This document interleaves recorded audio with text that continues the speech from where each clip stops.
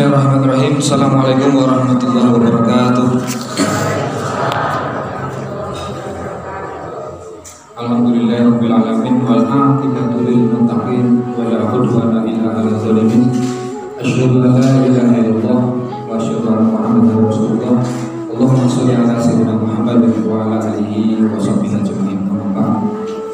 Jamaah pengawasan jamaah pengajian rutin malam Ahad pun yang dimuliakan oleh Allah Subhanahu wa taala.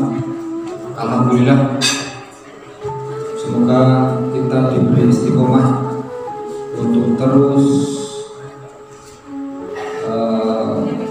hadir di acara pengawasan atau pengajian rutin malam Ahad pun. Amin ya Allah ya Rabbal alamin. Tadi saya bicara WA dengan Ustadz Suma atau Mbah Suma, terkenal di YouTube Mbah Suma. Beliau ingin menyampaikan keutamaan membaca Al-Quran. Jadi insya Allah yang akan dibahas oleh beliau adalah keutamaan membaca Al-Quran. Nah, kalau nanti beliau insya Allah bahasa Jawa, nah saya pakai bahasa Indonesia. Tapi saya hanya pengantar saja, sedikit pengantar. Nabi Muhammad SAW pernah bersabda, khairukum man ta'alamal Quran wa 'allamahu. Rasul pernah bersabda, khairukum, sebaik-baik kamu. Jadi orang yang paling baik, orang yang terbaik di antara manusia, di antara kita semuanya adalah man ta'alamal Quran, orang yang belajar Al-Quran wa 'allama, dan mengajarkan Al-Quran. Kira-kira ibu-ibu pengen jadi orang yang baik atau terbaik? Baik. Terbaik atau yang baik? Terbaik. Pastinya kalau normal pasti yang terbaik. Misalnya ada perlombaan, pasti yang juara satu.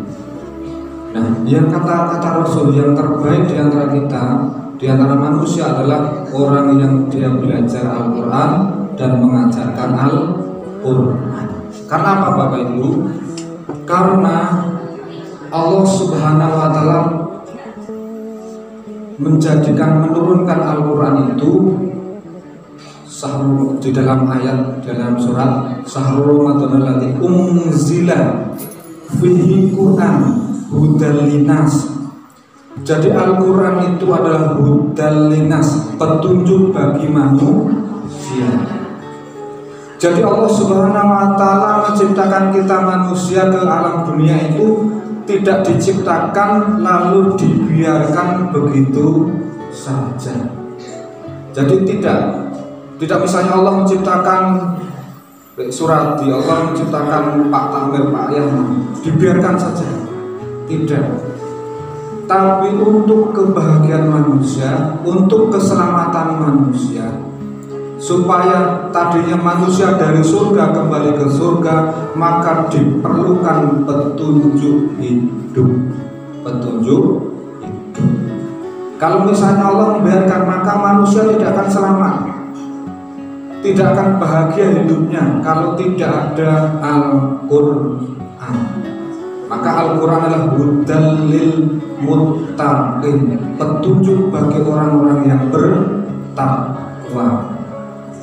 Maka Allah Subhanahu wa taala menciptakan kita manusia lalu diberikan Al-Quran. Lewat siapa? Lewat Nabi Muhammad sallallahu alaihi wasallam. Jadi Al-Quran itu diturunkan kepada Nabi Muhammad SAW lewat malaikat Jibril untuk disampaikan kepada manusia, kita manusia, untuk petunjuk hidup. Maka Al-Quran di dalam tadi kita sudah bahasakan, dzalikal kitab la raiba fihi hudal lil muttaqin. La raiba, tidak ada keraguan di dalam Al-Quran. Tidak ada yang ragu dan dengan Al-Quran. Maka suatu saat, suatu ketika, ibu-ibu, suatu saat, suatu ketika ada orang yang lewat. Saya punya di Sleman itu Kang Suman, Mbah Suma itu sering ke tempat saya silaturahim, ke warung. Saya buka toko, bukan buka toko ya, empel-empel ya, ada warung siom. Saya dagang di sana, warung siome dan degan. Nah, di warung itu saya pajang buku-buku. Ada yang sudah dibuka, suruh baca silahkan. Ada yang memang saya jual. Nah, di dalam buku itu semuanya buku agama. Di buku itu ada seorang tamu, seseorang dia datang lalu membaca buku itu tentang surga dan neraka. Dia langsung ngomong, koyo wis tau nang surga nang neraka, nulis buku surga neraka. Kaget saya, wah ini orang ini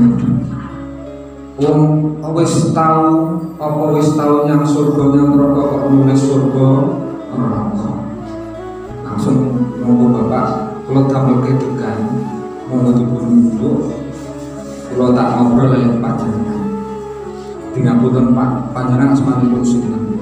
Langsung beliau mengatakan dia ternyata seorang guru agama, tapi guru agama bukan Islam. Begitu nih, di Semarang dia sebagai guru agama. Di Semarang dia sudah pensiun. Saya bilang Pak, di dalam Islam itu kitab suci saya berbicara menjelaskan tentang adanya surga dan neraka.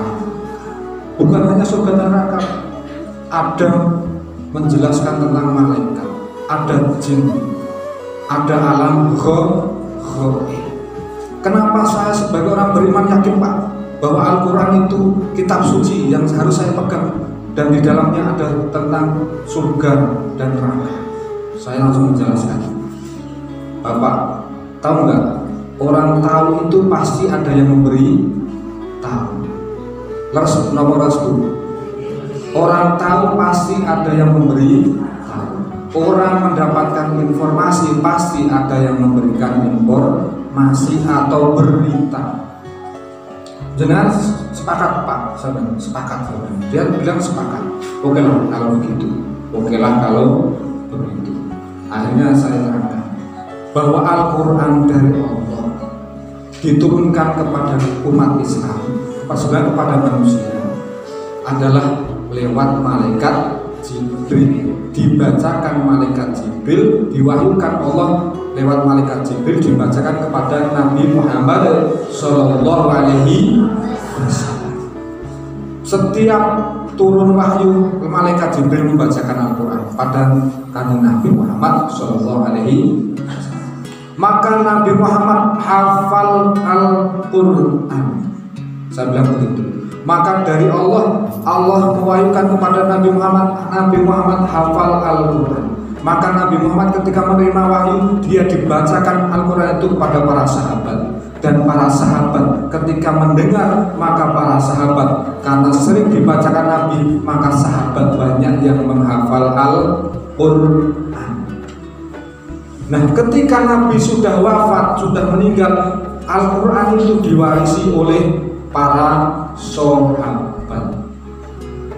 Maka warisan itu berada dalam para sahabat. Maka para sahabat pun membacakan Al-Quran generasi setelahnya, yaitu para tabi'in.